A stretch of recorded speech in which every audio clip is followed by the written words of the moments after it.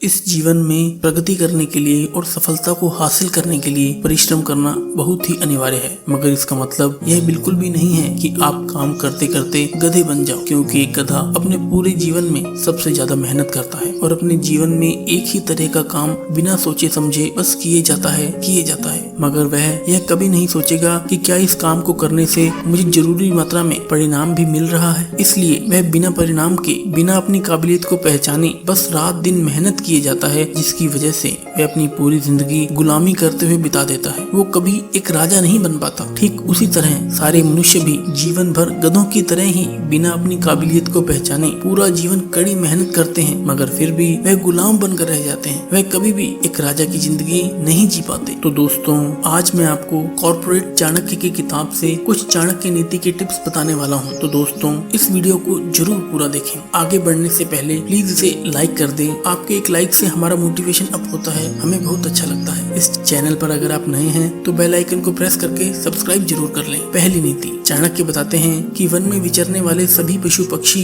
अपने भरण पोषण के लिए शिकार करते हैं। वो कभी सफल होते हैं तो कभी असफल भी होते हैं, मगर उसी जंगल में एक ऐसा शिकारी भी है जिसका वार कभी खाली नहीं जाता। वह है बाज। बाज हमेशा अपने कार्य में सफल इसलिए होता है क्योंकि उसके प्रत्येक शिकार के पीछे एक योजना होती है, एक प्लान होता है, एक सटीक रणनीति होती है। वह अपने शिकार को देखकर उस पर तुरंत ही झपट्टी नहीं मारता, वो केवल अपनी दृष्टि उस पर बनाए रखता है। वह घंटों तक, कभी कभी पूरे दिन तक निरंतर उतनी ऊंचाई से उस शिकार का एनालिसिस करता रहता है और अपनी रणनीति को तैयार करता रहता है, और वह शिकार को भान भी नहीं होने देता। फिर सही समय आने पर वो अपनी सारी शक्तियों को एकत्रित करके सिर्फ एक ही झपट्टे में इतनी प्रबलता से शिकार पे प्रहार करता है कि शिकार सीधा उसके मुंह के अंदर होता है। ठीक इसी तरह अगर जीवन में भी किसी भी परिस्थिति में सफल होना चाहते हो तो धैर्य और बुद्धिमत्ता से एक प्रबल योजना और रणनीति बनाना सीख लो। फिर सही समय आने पर अपनी पूरी क्षमता और बल के साथ अपने लक्ष्य पर ऐसा प्रहार करो कि सफलता सीधे आपके हाथों में आ जाए। मगर 90% से ज्यादा लोग अपने जीवन में अपने लक्ष्य के प्रति कोई योजना, कोई रणनीति बनाते ही नहीं। इसलिए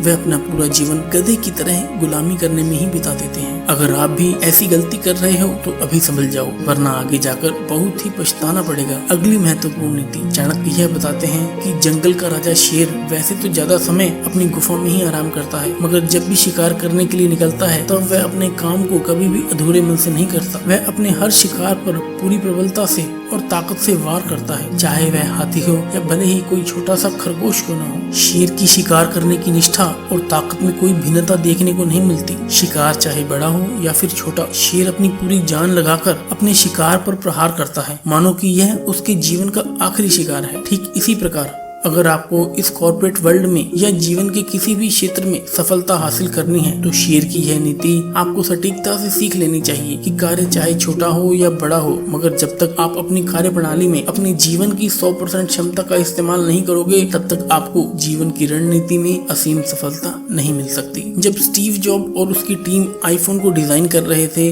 तब उनकी टीम ने एक फोन बनाया जो कि साइज में थोड़ा सा बड़ा था। इस पर स्टीव जॉब ने अपनी टीम को इंस्ट्रक्शन देते हुए कहा कि इसे और ज्यादा स्लिम और बेहतर बनाओ, मगर उनकी टीम का कहना था कि वो फोन को इससे ज्यादा स्लिम नहीं बना सकते। तब स्टीव जॉब्स ने बिना कोई देरी किए साइड में पड़े एक फिश टैंक में उस फोन को डाल दिया। फिश टैंक में फोन को डालने के बाद उस फोन में से कुछ बबल्स बाहर आने लगे और एक रहस्यमय नजर से सबको देखते हुए स्टीव जॉब ने अपनी टीम से कहा कि इस फोन में अभी भी हवा जाने के लिए जगह है, तो इसका मतलब है कि हमें इसे और ज्यादा स्लिम बना सकते हैं। तो दोस्तों, यह होता है एक शेर का एटीट्यूड, क्योंकि अगर वह आईफोन और ज्यादा स्लिम ना भी होता तब भी वह मार्केट में उतना ही पॉपुलर होता, उससे लोगों को कोई ज्यादा फर्क पड़ने वाला नहीं था। मगर नहीं, एक क्रांतिकारी विनर एक शेर की तरह सोचता है। शिकार भले ही छोटा हो या बड़ा, वह अपनी पूरी प्रबल शक्ति से उस शिकार पर प्रहार करता है, अपने हर एक काम में अपना 100% एफर्ट डालता है। और ठीक यही नीति स्टीव जॉब ने अपने पूरे जीवन काल में अपनाई,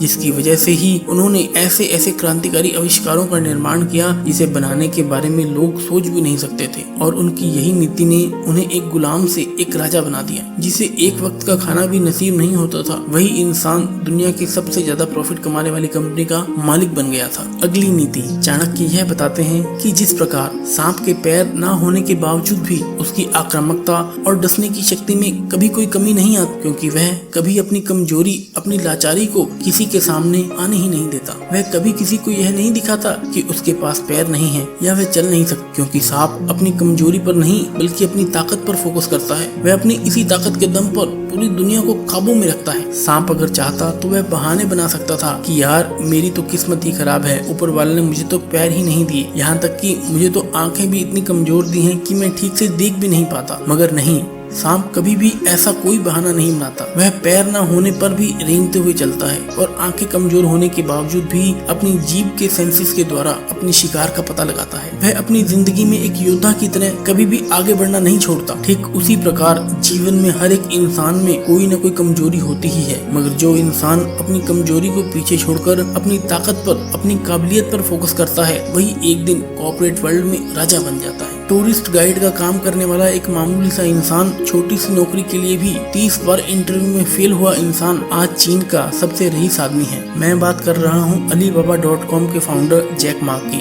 यह किस्मत का नहीं, अपनी मेहनत और हुनर का खेल है मेरे दोस्त। सफलता पाने के लिए पागलपन का खेल है, और ऐसा ही पागलपन देखने को मिला था नवाजुद्दीन सिद्दीकी में। इस इंसान के सामने भी हजारों परेशानियां थी। हीरो बनने के लिए ना ढंग की शक्ल थी, ना ढंग की बॉडी और ना ही कोई बड़ी पहचान थी, मगर उस सांप की तरह इस बंदे के अंदर भी एक ही चीज कूट कूट कर भरी हुई थी, और वह था पागलपन। पागलपन हीरो बनने का, पागलपन एक्टिंग करने का, पागलपन सफलता के शिखर तक पहुंचने का। इसलिए दिन में चौकीदार की नौकरी की, भूखे पेट भी सोया और 14 साल तक फिल्म इंडस्ट्री में खुद को साबित करने के लिए दिन रात एक कर दिया। और आज उसी पागलपन ने, उसी जुनून ने बाकी सारी खामियां और कमियों को साइड पर करके नवाज को एक ऐसी बुलंदियों पर बिठा दिया है जहां पर आज भारत का हर एक बच्चा नवाजुद्दीन सिद्दीकी को पहचानता है। क्योंकि दोस्त यही सच्चाई है कि जब आप अपनी कमियों को, अपनी कमजोरियों को पीछे छोड़कर अपने जुनून को, अपने फितूर को फॉलो करते हो, तब यही पूरी कायनात तुम्हारे लिए आगे बढ़ने के रास्ते अपने आप ही खोल देती है। अगली महत्वपूर्ण नीति दोस्तों, आपको यह बात समझ गई होगी कि इस दुनिया में कोई भी इंसान पैदाइशी काबिल नहीं होता, उसे अपनी काबिलियत बनानी पड़ती है। जिस प्रकार सोना भी शुरुआत में एक चमकता हुआ पीला धातु ही होता है, मगर जब सुनार उसे काट कर उस पर प्रहार करके उसे निखारता है, तभी उसकी असली कीमत इस दुनिया को पता चलती है। ठीक इसी प्रकार जब तक आप अपनी काबिलियत को बाहर लेकर नहीं आओगे, उसे बाहर निखारोगे नहीं, तब तक आप लोगों की गुलामी में ही फंसे रहोगे। फॉर एग्जाम्पल, अगर मुझे क्रिकेटर बनना है तो मैं क्या करता हूँ, मैं एक महंगा बैट लेकर आता हूँ, फिर कोचिंग भी मैं बढ़िया से बढ़िया वाली लगाता हूँ, सब कुछ करता हूँ, मगर कभी भी खुद से अपने हुनर को, अपनी काबिलियत को निखारने की कोशिश ही नहीं करता हूँ, तो क्या मैं एक एक्स्ट्रा ऑर्डिनरी क्रिकेटर बन पाऊंगा? बिल्कुल नहीं। क्योंकि अगर मुझ में काबिलियत ही नहीं होगी तो चाहे मैं महेंद्र सिंह धोनी का बैट क्यों ना इस्तेमाल कर लूं, तब भी मैं कभी भी सेंचुरी नहीं बना पाऊंगा, क्योंकि मैंने कभी अपनी स्किल को डेवलप करने में मेहनत ही नहीं की। इसी वजह से मुझे कभी क्रिकेट के मैदान में सफलता नहीं मिल पाएगी। तो दोस्तों,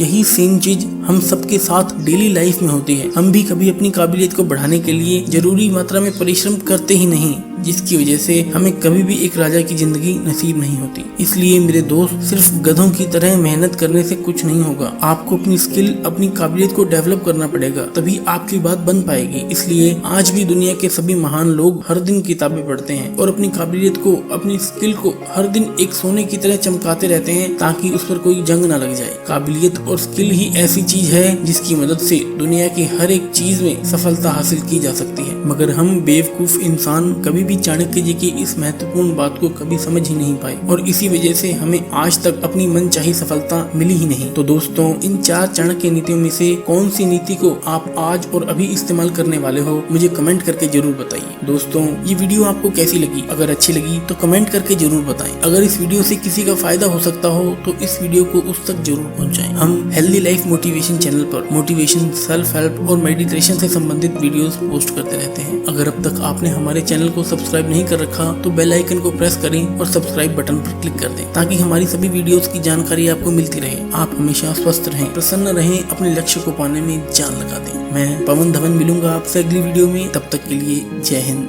जय भारत।